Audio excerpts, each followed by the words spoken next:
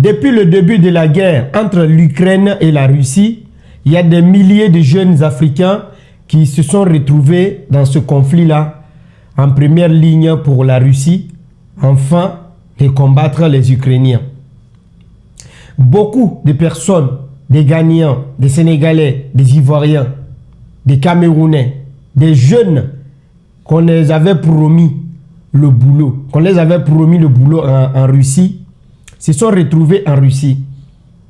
Et quelques jours après, ils se retrouvent dans l'armée russe et en première ligne. Donc ça veut dire qu'aujourd'hui, il y a tellement de témoignages sur les gens, ceux qui sont encore en front actuellement, qui ont eu au fait l'opportunité d'envoyer des messages, qui veulent juste rentrer chez eux. Parce qu'on les a promis de l'emploi étant en Russie, une fois en Russie, mais c'était pour aller combattre pour la Russie. Alors, le prix, c'est seulement que 2000 € par mois. Mais 2000 €, combien de personnes qui résistent jusqu'à nos jours, combien d'entre eux ont été assassinés? Donc, c'est devenu très inquiétant parce qu'il y a beaucoup de familles aujourd'hui qui ne savent même pas où se trouve au fait le corps de leur enfant.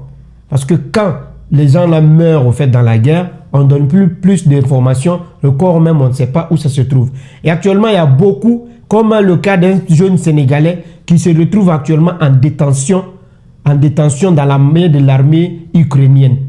Sensibiliser nos frères et sœurs africains qui prennent les gens, qui suivent les gens pour aller en Russie, soi-disant ils vont aller travailler.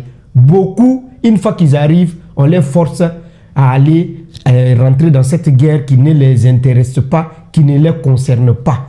Et beaucoup, c'est 2000 € là. Quand ils meurent, vous faites les récompenses ou les salaires là, les parents ne